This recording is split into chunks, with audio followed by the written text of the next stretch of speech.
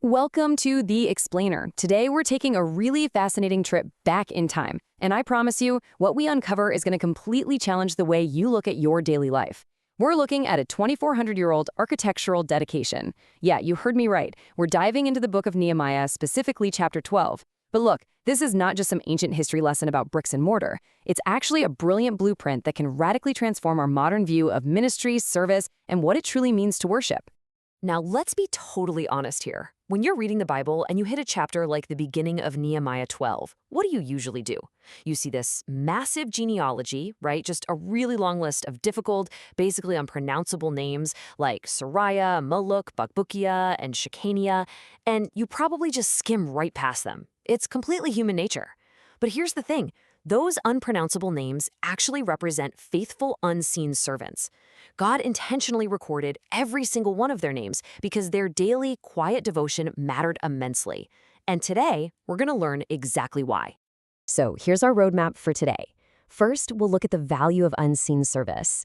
Second, true community worship. And third, living a worshipful life.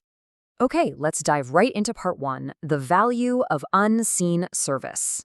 Looking at the first 26 verses of Nehemiah 12, it's honestly a masterclass in the sheer variety of roles required to run a temple and rebuild a community. God doesn't just build walls, He builds a people. And to build a people, you need all hands on deck. Notice how the division of labor breaks down. You've got the priests who are leading the sacrifices. You have the singers who are entirely dedicated to songs of thanksgiving. And then you have the gatekeepers, whose primary job is literally just standing guard at the storehouses. Now, these are vastly different jobs. Standing at a gate seems miles apart from blowing a trumpet or singing a beautiful hymn. But every single job was unified around one ultimate goal, and that was helping the community worship God. There are absolutely no insignificant roles in a healthy community. And this brings up a massive contrast with how we often view service today. We naturally gravitate toward the grand events, right? The big Sunday stage, the visible leadership, the powerful preaching. But contrast that with unseen faithfulness. Let me share a really beautiful story from our source material about a man named Pastor Wei Qiang. He was a highly respected leader at a prominent church in Tianjin. Now, when he felt called to move his entire family to Shanghai, people fully expected him to launch a massive new church plant and just take the city by storm. But when friends caught up with him, he told them he just wanted to humbly serve God.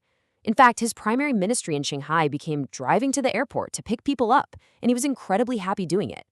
Or think about the other anecdote from the text. An anonymous church member who noticed a dark, dirty bathroom and simply cleaned it without telling a soul.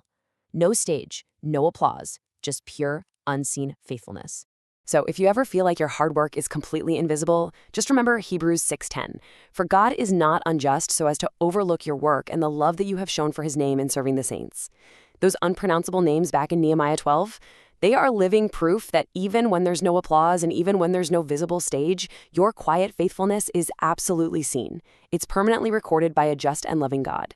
Which brings us to part 2, true community worship. We're transitioning now to the absolute climax of Nehemiah chapter 12, right around verses 27 to 43. The wall of Jerusalem has finally been rebuilt after years of ruin, exile, and intense opposition. And the dedication of this wall, it turns into a massive, unforgettable city-wide celebration. Just picture the sheer scale of this historic moment. Step 1, they start by purifying the people, the gates, and the wall. It always begins with the heart. Step 2 is where it gets incredibly cinematic. They organize 2 massive choirs. Ezra leads one half of the leaders south toward the dung gate, and Nehemiah follows the other choir north toward the sheep gate. They are literally marching on top of the very walls they just built with their blood, sweat, and tears, playing cymbals, harps, and lyres. Then, step 3, both of these massive choirs, marching from opposite directions, converge and halt right at the house of God to offer great sacrifices. So what was the actual result of this massive gathering? Well, first and foremost, God made them rejoice. This wasn't just human hype, it was profoundly spiritual. Second, women rejoiced and children rejoiced. This wasn't just some performance by a select group of elite priests on a stage, it was a massive community-wide response.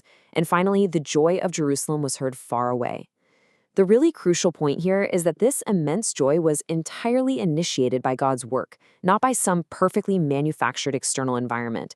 God restored them, and their overwhelming joy was just the natural byproduct.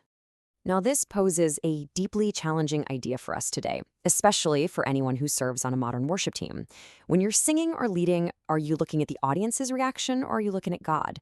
The source material challenges worship leaders to really evaluate their hearts.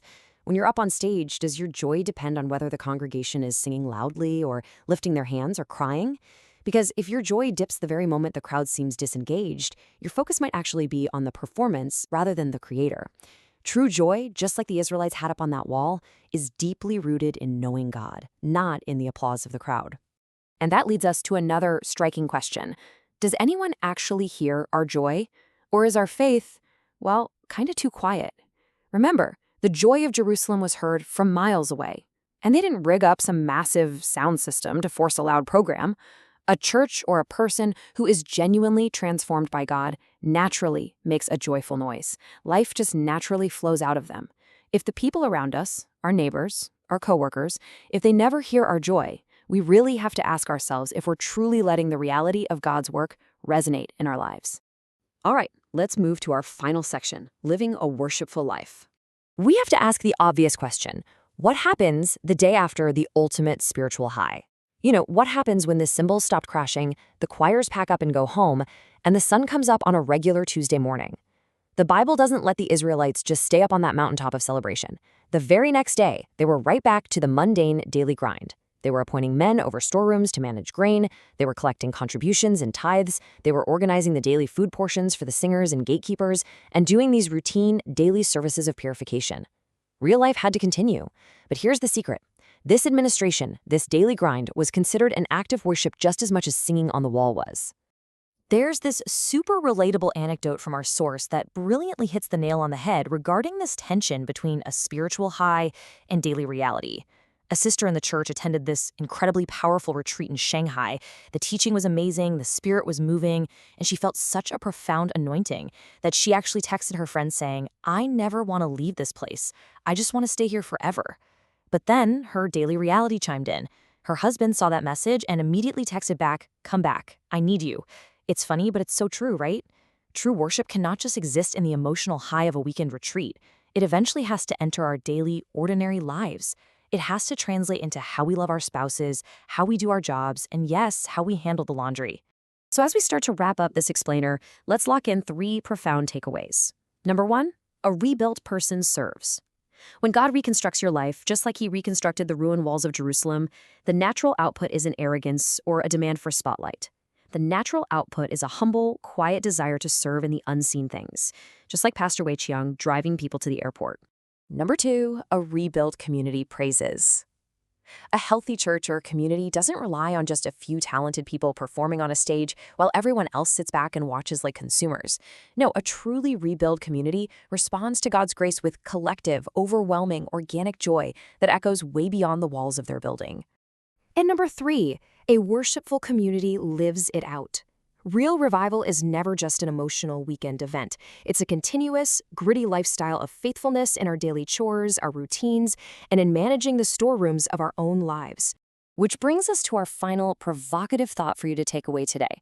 Is your daily life a reflection of your worship? Tomorrow morning, when you're doing the dishes, or stuck commuting to work, or doing some task that absolutely nobody will ever thank you for, remember those unpronounceable names in Nehemiah 12. Remember that God sees the unseen. Every single mundane task is an opportunity for profound worship. Thanks so much for joining me for this explainer, and I really hope this completely changes how you view your daily grind.